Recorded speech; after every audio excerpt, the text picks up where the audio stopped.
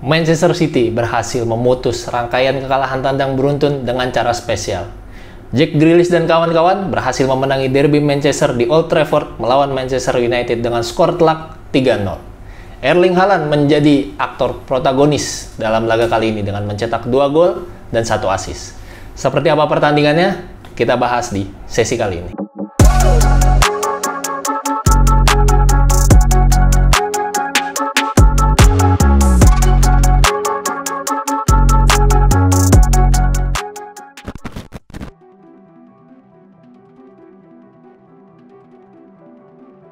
Di sesi pertama kali ini, kita akan membahas bagaimana Manchester City bisa tampil dominan di laga yang berlangsung di Old Trafford pada minggu malam kemarin.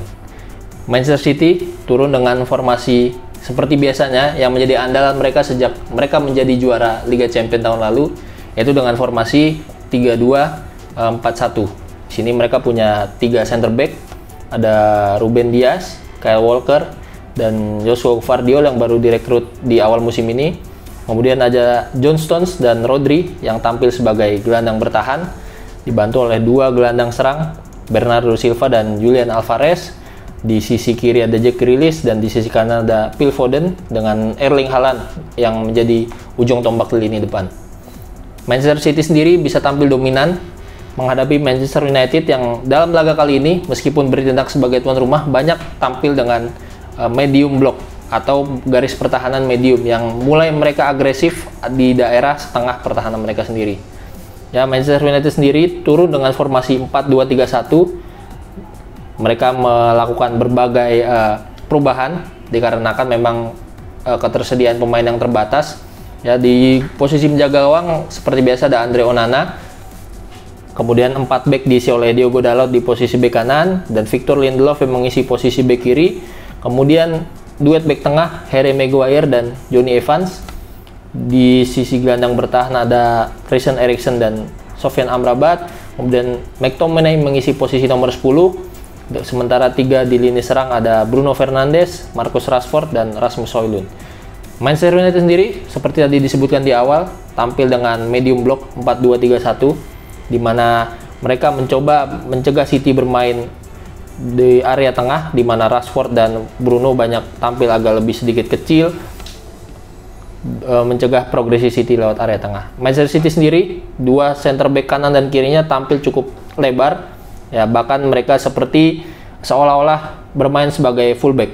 Misalkan Ruben Dias di sisi tengah. Ini untuk menyiasati mereka agar menjadi ada opsi progresi di sisi luar karena Manchester United yang tampil kompak di lini dalam.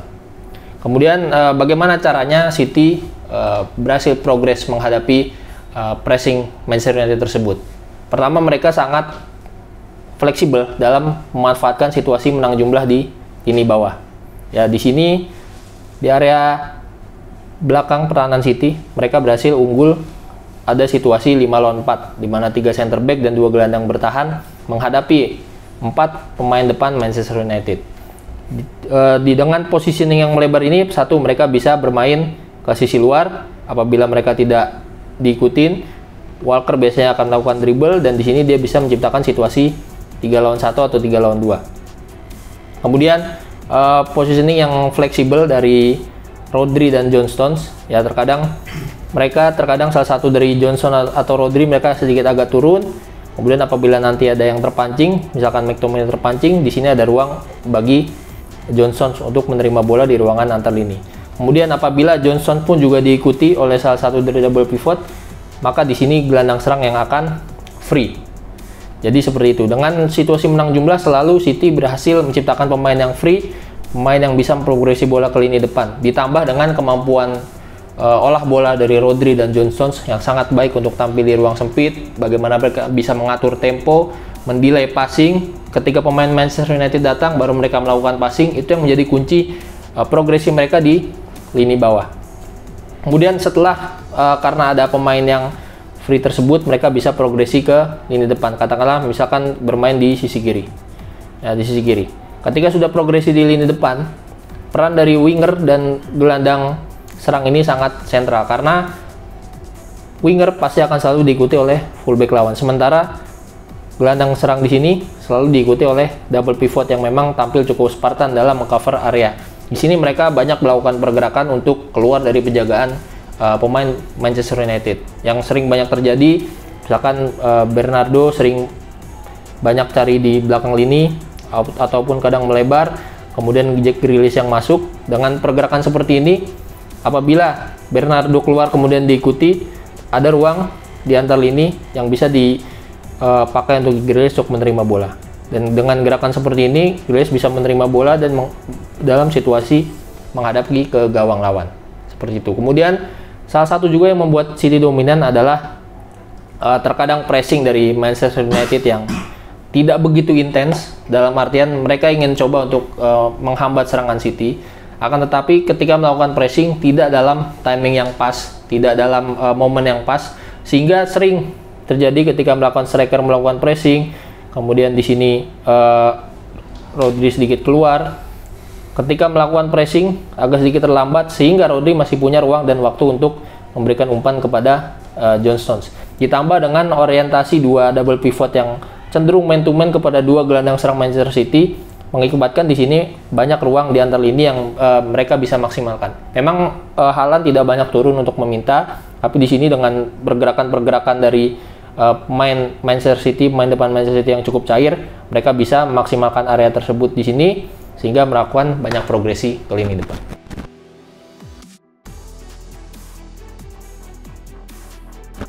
Selanjutnya kita akan bahas, selain dominannya Manchester City, pasti akan ada alasan kenapa Manchester United kalah dengan skor yang cukup telak. Walaupun City dominan, tapi dengan kualitas pemain yang mereka miliki, seharusnya setidaknya mereka bisa bermain dengan lebih bersaing lagi dengan City gitu, tidak kalah dengan skor yang lebih telak ya.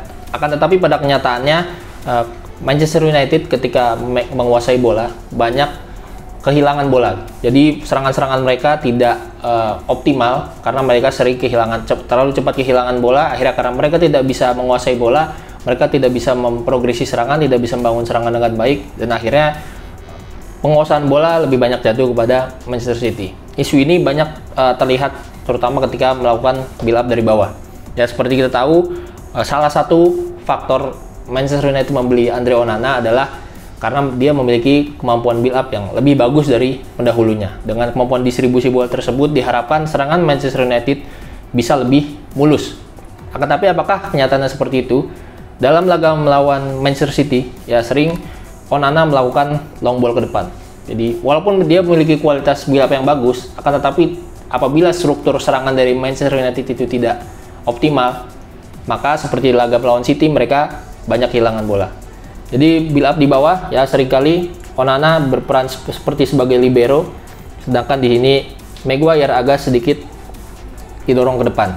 Kemudian di sini ada sedikit perubahan di mana Eriksen agak sedikit turun meminta ke posisi nomor 6, kemudian Amrabat agak lebih tinggi. Di sini kemudian Bruno seringkali masuk ke area sini. Kemudian di sini Dalot bisa sedikit lebih naik.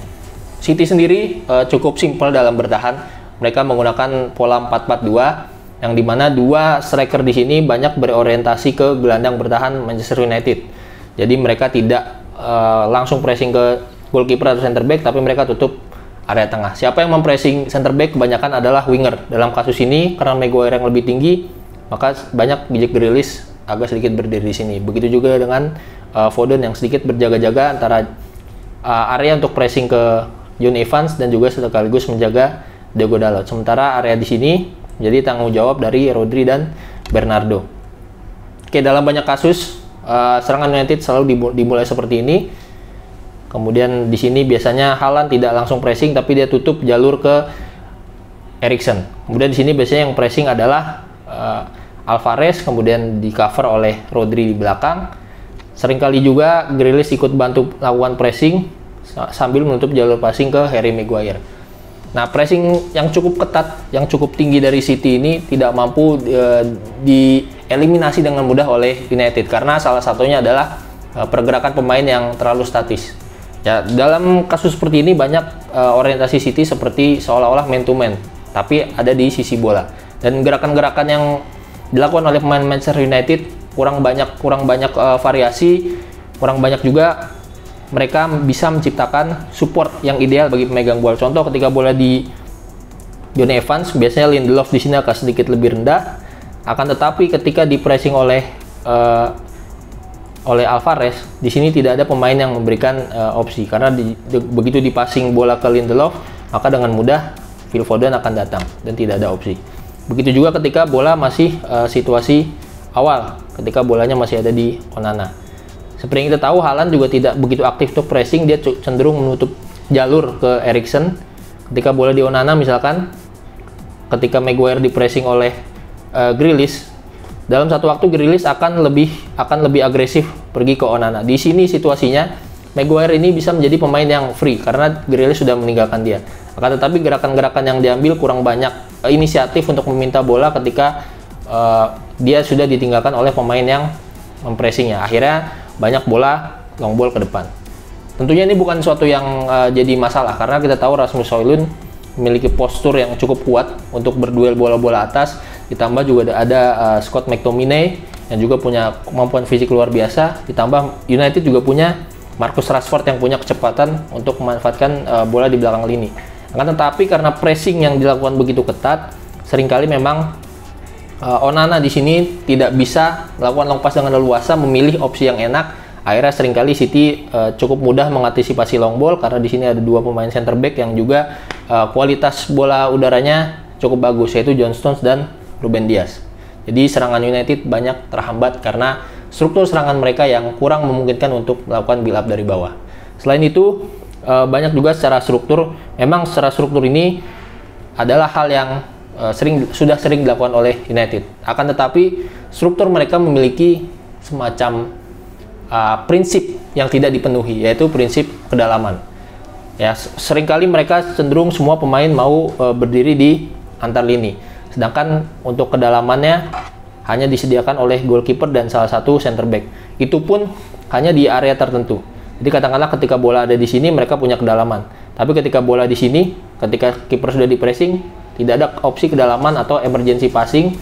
Apalagi ketika center back satunya sudah di pressing. Akhirnya mereka hanya ada opsi ke depan. Pun ketika mereka dengan positioning pemain di antar lini, seperti yang disinggung tadi, mereka cenderung statis, maka positioning ini menjadi mubazir atau tidak perlu, karena mereka tidak mengikat siapa-siapa, karena kalaupun lawan sudah pressing, mereka tidak ada inisiatif untuk menjadi opsi dan memberikan koneksi yang bagus di lini tengah Manchester United.